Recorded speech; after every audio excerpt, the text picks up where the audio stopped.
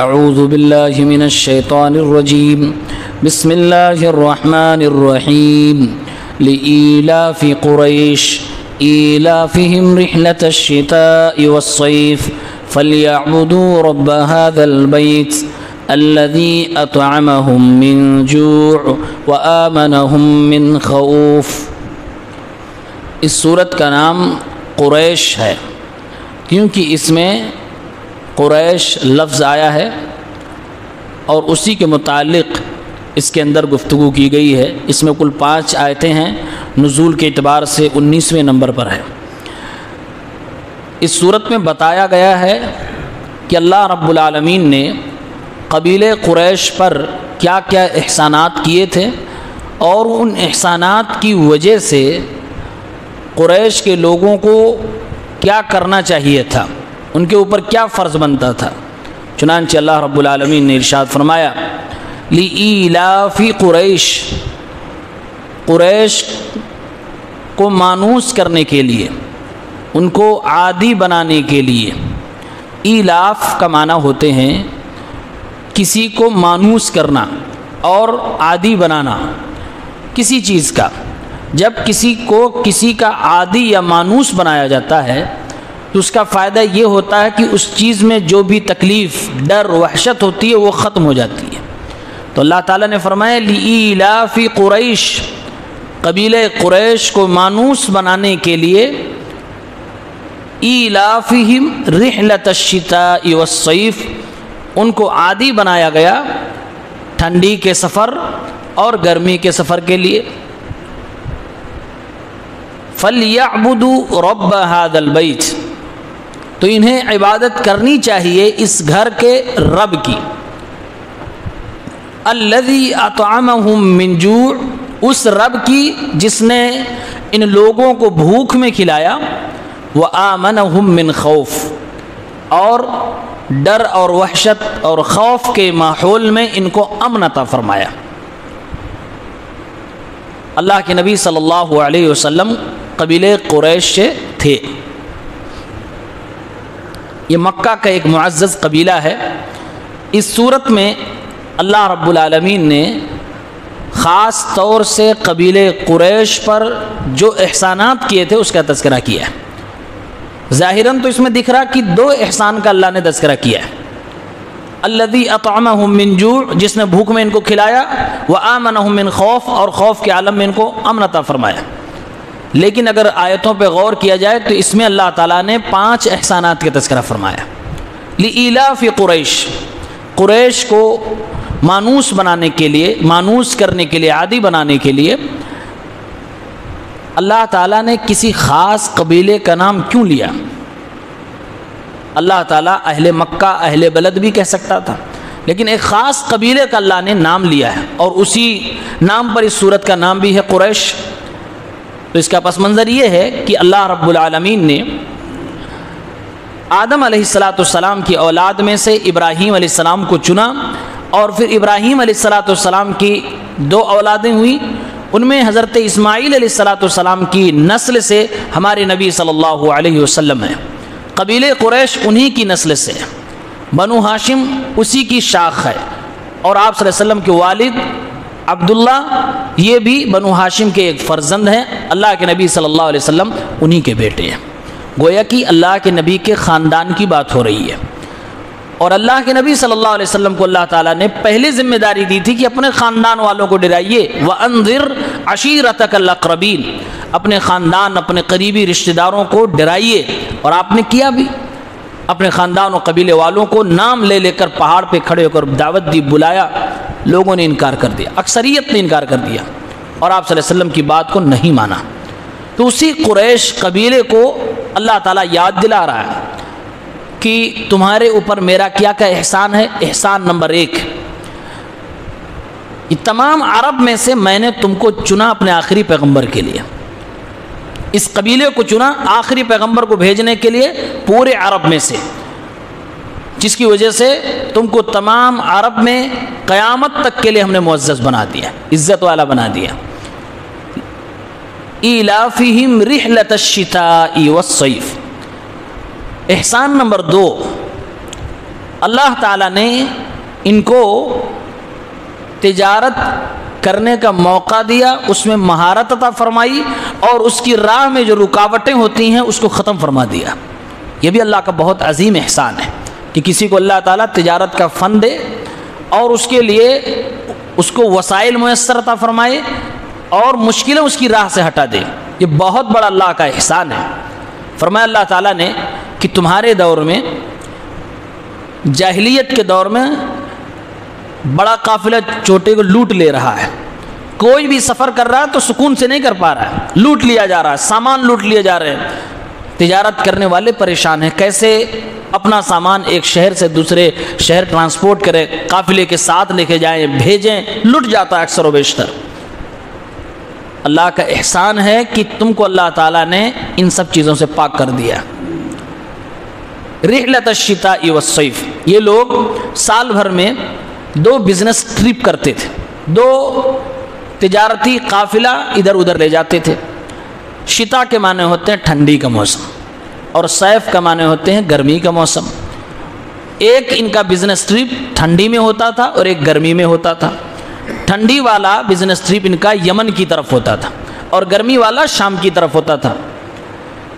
یمن کی طرف ٹھنڈی میں اس لیے کاروبار کرنے جاتے تھے کیونکہ وہاں پر عام طور سے گرمی ہوتی تھی، ماحول گرم تھا، اور شام کی طرف گرمی میں اس لیے جاتے تھے کیونکہ وہاں ماحول ٹھنڈا ہوتا تھا، یعنی دونوں طرف سے ان کا فائدہ ہوتا تھا۔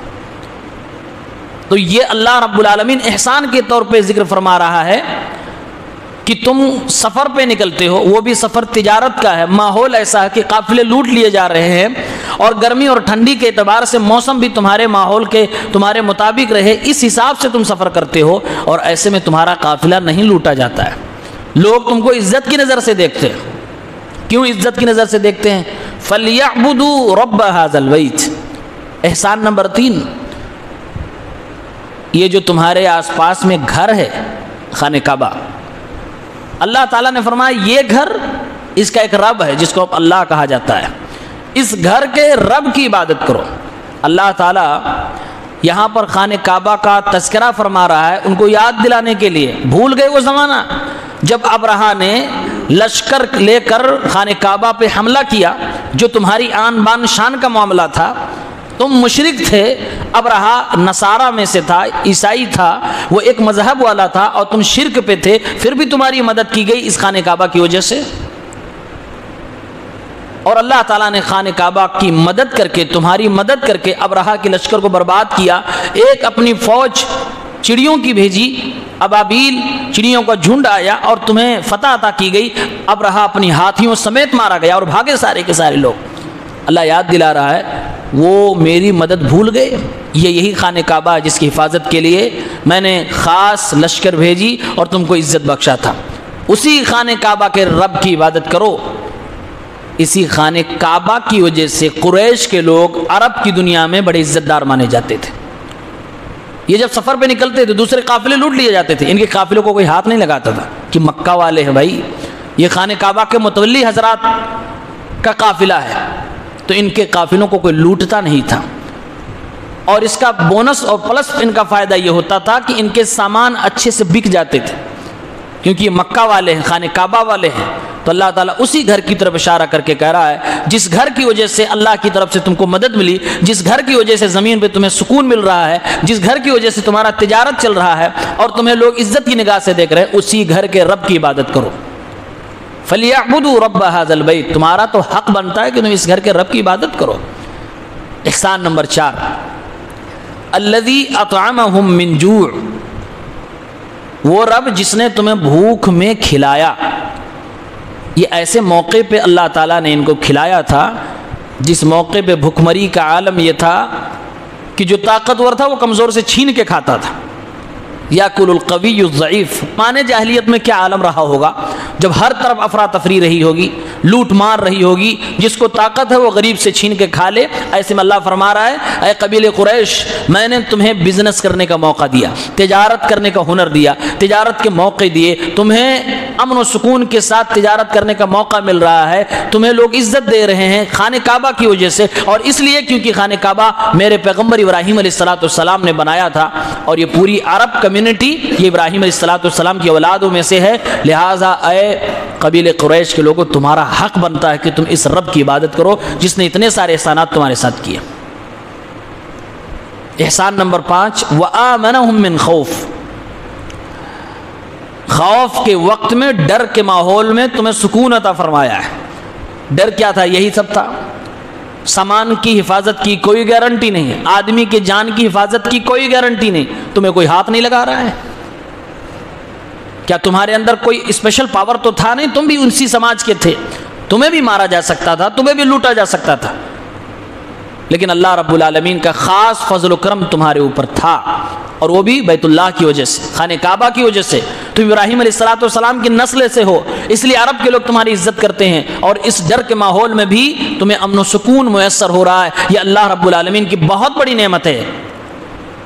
یہ 5 نعمتیں اللہ نے گنائی اور 5 احسانات گنائے کہ تم میرے خاص پیغمبر ابراہیم علیہ السلام کی نسل سے ہو، آخری پیغمبر جناب محمد عربی صلی اللہ علیہ وسلم کے لیے تمہیں چنا گیا، تمہیں بزنس کے مواقع دیے گئے، تم خانہ کعبہ کے متولی ہو، تمہیں بھوکمری میں کھلایا گیا، اور تمہیں ڈر کے ماحول میں سکون اور امن دیا گیا۔ فَلْيَعْبُدُوا رَبَّ هَذَا الْبَيْتِ، تمہارا حق بنتا ہے تم خانہ کعبہ کے رب کی عبادت کرو، اللہ رب العالمین کی عبادت کرو۔ یہ اللہ تعالیٰ نے قبیلے قریش کو یاد دلایا، گویا کہ یہ صورت اسپیشل قبیلے قریش کو دعوت اللہ دینے کے لیے نازل ہوئی ہے، کسی خاص قبیلے کو اسلام کی دعوت دینے کے لیے صرف ایک ہی صورت نازل ہوئی، اور وہ یہ ہے سورت قریش، اور وہ خاص قبیلہ اللہ کے نبی صلی اللہ علیہ وسلم کا قبیلہ ہے قبیلہ قریش۔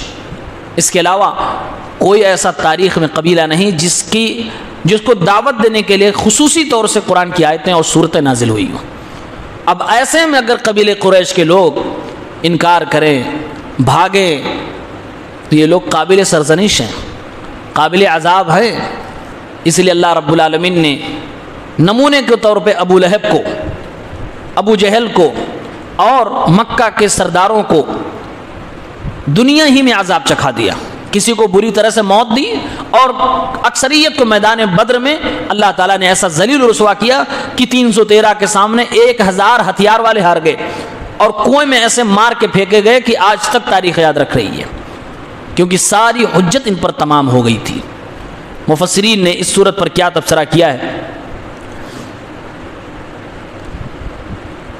کہا لإیلاف قریش، اللہ رب العالمین نے قبیلے قریش پر صرف یہ 5 احسانات نہیں کیے تھے، بہت سارے احسانات تھے، زندگی، کھانا جینا، ہوا پانی سب کچھ میسر تھا، لیکن یہ 5 خصوصی تھے جو دوسروں کو نہیں ملے تھے، اس لیے اسپیشل اللہ رب العالمین نے اس کا تذکرہ فرمایا ہے۔ کہا قبیلے قریش اور اللہ کے نبی صلی اللہ علیہ وسلم کی محنت اور دعوت کو اگر دیکھیں تو ایک سبق ملتا ہے ایک داعی کو۔ آج ہم لوگ جب کسی کو اللہ کے دین کی طرف بلاتے ہیں اور پوری محنت سے بلاتے ہیں، ساری حجت تمام کر دیتے ہیں، ساری دلیلیں ڈالتے ہیں، اور یہ بھی جانتے ہیں کہ سامنے والے کے پاس کوئی عذر نہیں ہے، کوئی بہانہ نہیں ہے، پھر بھی حق نہیں قبول کر رہا ہے، تو ہم گھبرا جاتے ہیں۔ ہم کہتے ہیں کیا ہو گیا کہ اس کو کس چیز کا ڈر ہے، کس کا خوف ہے، کیوں نہیں ہدایت ہی قبول کر رہا، کیوں نہیں اسلام پہ آ رہا ہے، کیوں نہیں یہ توحید پہ آ جا رہا ہے؟ کا اس صورت کے اندر اس داعی کے لیے تسلی ہے، قبیلے قریش کو اسپیشل چیزیں اللہ نے عطا فرمائی، اور خود اللہ نے ان کو دعوت دی اپنے نبی کے ذریعے سے، فَلْيَعْبُدُوا رَبَّ هَذَا الْبَيْتِ، پھر بھی اکثریت نے نہیں مانا، تو گھبرانے کی بات نہیں ہے۔ یہ جس کی قسمت میں ہدایت نہیں ہے وہ نہیں پا سکتا ہے۔ ہمارا اور آپ کا کام ہے پیغام پہنچانا، ہمارا اور آپ کا کام ہے اللہ رب العالمین کی طرف دعوت دینا۔ آدمی کو اللہ تعالیٰ دنیا جہان کی بہت ساری نعمت عطا فرما دیتا ہے، لیکن سب سے بڑی نعمت ہدایت سے محروم کر دیتا ہے، یہ اس انسان کی بد نصیبی ہے۔ فَلْيَعْبُدُوا رَبَّ هَذَا الْبَيْتِ، خانہ کعبہ قریش قبیلے کی عزت کا سبب اور ذریعہ تھا اہل عرب کے درمیان۔ الَّذِي أَطْعَمَهُم مِّن جُوعٍ وَآمَنَهُم مِّن خَوْفٍ، علامہ امین الشنقیطی رحمہ اللہ اپنی تفسیر کی کتاب اضواء البیان میں لکھتے ہیں، کہا اللہ تعالیٰ نے خاص طور سے بھوکمری میں کھلانا اور ڈر میں سکون اور امن دینا، اس کا تذکرہ کیوں کیا، یہ ہائی لائٹ کیوں کیا گیا؟ کا اس کی ایک حکمت ہے، بیان کرتے ہیں فی الجمع بین اطعامہم من جوع وآمنہم من خوف نعمت عظمی، انسان جب بھوکا ہو کھانے کے لیے غذا مل جائے اور ڈر کا ماحول ہو دل میں سکون و اطمینان مل جائے، نعمت عظمی، یہ بہت بڑی نعمت ہے، دونوں ایک ساتھ ہوں بہت بڑی نعمت ہے۔ لأن الانسان لا ينعم ولا يسعد الا بتحصيل النعمتين هاتين معا، کیونکہ کوئی بھی انسان اس وقت تک نعمتوں کا فائدہ نہیں اٹھا سکتا، زندگی کا مزہ اس وقت تک نہیں پا سکتا جب تک یہ دونوں نعمتیں ایک ساتھ ان کو نہ ملے۔ اگر الگ الگ مل جائے تب بھی نعمت کا فائدہ نہیں اٹھا پائے گا۔ اللہ تعالیٰ روزیاں دے دے، خوب دے دے، آپ کو آپ کے کچن میں طرح طرح کے غذائیں موجود ہوں، بہترین ڈشیں موجود ہوں، لیکن ماحول دنگے فساد کا ہو، ماحول بدامنی کا ہو، آپ ان نعمتوں کا فائدہ نہیں اٹھا سکتے، مزہ سارا کرکرا ہو جائے۔ اور اگر اس کا الٹا ہو جائے، امن و سکون ہی امن و سکون ہو، آپ جہاں چاہیں آ رہے ہیں جا رہے ہیں، رات میں دن میں کوئی فرق نہیں ہے، لیکن کھانے کے لیے کچھ نہیں ہے، زندگی بیکار ہے۔ دونوں چیزیں جب ساتھ میں ہوگی تب زندگی کی گاڑی چلے گی۔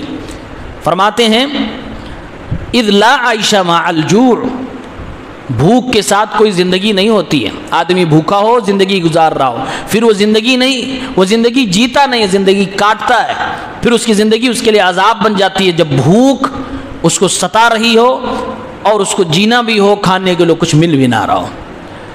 ولا امن مع الخوف، ڈر اور بدامنی کے ماحول میں انسان کی کوئی زندگی نہیں ہوتی اور اس کی زندگی کا کوئی مزہ بھی نہیں ہوتا ہے۔ وَتَكْمُلُ النِّعْمَةُ بِاجْتِمَاعِهِمَا، نعمت مکمل اس وقت ہوتی ہے جب یہ دونوں چیزیں انسان کی زندگی میں موجود، کھانا بھی ہو اور کھانے کے لیے بہترین ماحول اور سکون بھی ہو۔ اسی لیے ہر ملک کی ذمہ داری ہوتی ہے کہ اپنی عوام کے لیے یہی دونوں چیزیں ان کو دے، مہیا کرائے، کہ کھانے کی کمی نہ ہو اور بدامنی نہ پھیل پائے۔ یہ دنیا کے ہر ملک کے مین انتظامات میں سے ہیں، اور یہ چیز ہر گھر میں بھی ہونا چاہیے۔ گھر کے اندر اگر دیکھا جائے تو گھر بھی ایک کائنات ہے ایک آدمی کی، اور کسی بھی گھر میں ان دونوں میں سے کوئی ایک اگر نکل جائے تو گھر بکھر جائے گا، گھر کے اندر کا سکون ختم ہو جائے گا، اور گھر کے اندر پھر زندگی اجیرن ہو جائے گی، کسی کی بھی ہو۔ اس لیے دونوں چیزیں ہر انسان کے گھر میں بلکہ ہر انسان کی زندگی میں ہونا چاہیے، کہ اللہ تبارک و تعالیٰ کی طرف سے حلال رزق میسر ہو اور سکون اور امن موجود ہو، جس میں آپ حلال رزق کا مزہ لے سکے اور کھا سکے، طاقت اور توانائی حاصل کر کے فَلْيَعْبُدُوا رَبَّ هَذَا الْبَيْتِ، اپنے رب کی عبادت کر سکے۔ یہی زندگی کا مقصد ہے۔ اللہ تعالیٰ ہم سب کو نیک عمل کرنے کی توفیق عنایت فرمائے، آمین۔